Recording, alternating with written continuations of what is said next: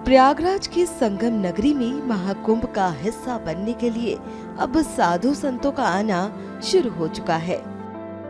इसी कड़ी में आपने कई तरह के साधु संत देखे होंगे, तो अब आप इनसे मिलिए।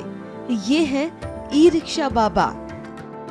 जी हाँ, इन्हें आमतौर पर लोग ई रिक्शा वाले बाबा के नाम से ही जानते हैं और इनका असली नाम है महंत ओम। ये रिक्शा ही इनका बेडरूम है और किचन भी, और अपनी इन्हीं सुविधाओं को लेकर ई रिक्शा बाबा आ गए हैं प्रयागराज। ये जो आप इनका वाहन देख रहे हैं, ये केवल परिवहन का साधन नहीं है, बल्कि उनके पूरे आश्रम की तरह है।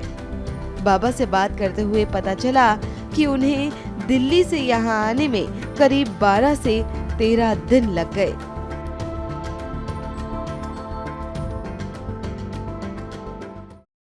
हम वो यहाँ से दिल्ली से यहाँ आने में करीब 12-13 दिन लग गया। आते हुए अगर रास्ते में कहीं थोड़ा चार्ज भी करा लिया, और दिन रहने पर गाड़ी चलती रहती है। थोड़ा धीमी चाल की गाड़ी भी है और धीमा चाल भी रखते हैं। अपना चलते हुए आते हैं, आराम से जहीं हुआ खाना खाया, फिर आगे बढ़े, फिर आए, फिर पढ़े। और कहीं इच्छा हुआ रुक करके कि यहीं पढ़ें लिखें, या कुछ नई सोच आ गया तो वहाँ लिखते भी हैं। इसमें क्या है आपके इस गाड़ी में? इसमें हमारा सारा बिछावन है, गाड़ी का सब सामान है, हमारा सारा सामान रहता है, और इसमें और कोई कुछ नहीं। क्या क्या करते हैं इसी गाड़ी में आप? अपना पढ़ते भी है, लिखते भी है। कहीं अगर कोई आदमी रोने वाला आ जाता है, जैसे कोई मरने वाला है, कोई मर भी रहा है, तो उसको बचा भी देते हैं। ये नहीं है कि नहीं बचा देते हैं, खाना पीना भी इसी में होता है? हाँ, खाना पीना भी इसी में होता है। जा रहा है तो यहीं बना लिया, गर्मी रहता है तो बाहर बनाते हैं। और ई रिक्शा से क्यों चलते हैं महाराज? ई रिक्शा से चलने के पहले हमें एक लड़का है, वो हमें पेट्रोल गाड़ी दे दिया। उसमें 2000 से 2200 रुपया पर डे खर्चा हो जाता था, और उस पर कहीं कुछ गड़बड़ी हुआ तो 1500 मांग देता था। वो पुराना, हम तो एक तो घर द्वार त्याग करके साधु बना, उसमें अगर ठग या चोरी या गलत की बात उठता है तो साधुता पर वो क्लेम लगता है कि नहीं, ये गाड़ी नहीं रखे। तो उसके बाद अजय नासे वर्मा नाम का एक लड़का है, उसने हमको दे दिया गैस वाला गाड़ी। तो उसमें भी मैंने 1200 का लगभग दिन में खर्चा बैठे। हालांकि वही खर्चा दे देता था उस टाइम, कहे कि देखो अजय, ये हम लेकर क्या करेंगे, गाड़ी तो तुम दे देगा, खर्चा कौन देगा ये रोज का, ये रखो, हम नहीं ले गई। तब जा कर के हम लोग वहीं पर पूजा यमुना किनारे में करते थे। एकाएक वहाँ से लखनऊ से वो फोन आया कि आपके लिए ई रिक्शा रखे हैं, लीजिएगा कि जहाँ लाओ तब तो अच्छा होगा।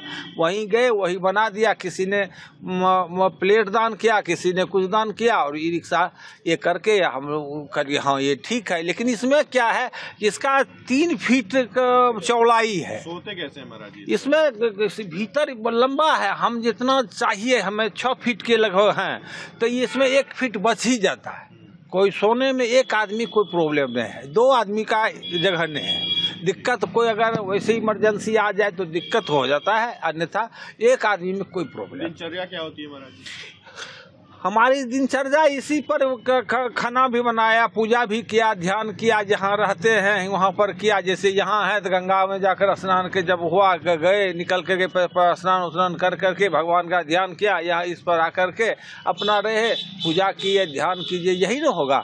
हवन इस पर नहीं होता है, क्योंकि हवन के लिए आग जलना होता है, उससे लकड़ी की आवश्यकता है। इसे इसको तब तक हम पोस्टपोन रखते हैं जब तक गाड़ी में रहते हैं। अच्छा महाराज जी, आकर्षण का केंद्र है ये गाड़ी, कई चीजें लगी हैं इसमें, क्या क्या लगा है? इसमें सौर ऊर्जा लगा हुआ है, वो बाजार लगी हुई है, और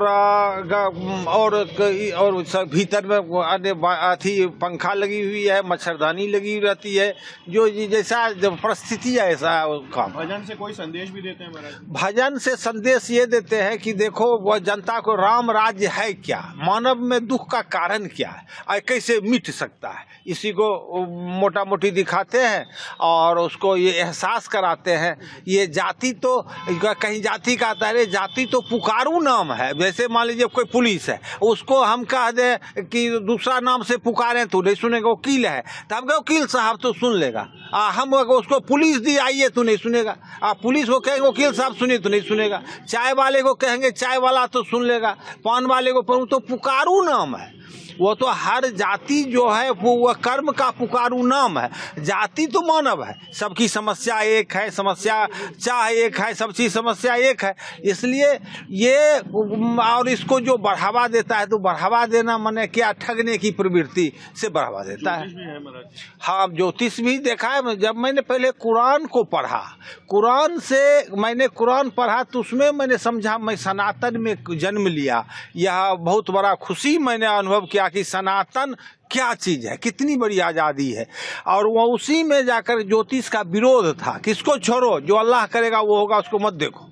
तो तब हमने ज्योतिष को देखा, अध्ययन करने लगा, ज्योतिष किया, उसको स्टोन पत्थर का भी अध्ययन किया, उसको प्रयोग किया, देखा नहीं काम तो सब करता है, ज्योतिष में कोई गलत चीज़ हो ही नहीं सकता। जो का बात कहा है 100% से, हमको जानकारी कम हो तो हम उसको कुछ और बता दें, अगर सही जानकारी जिसको जितना दूर है उतना तक 100% सही।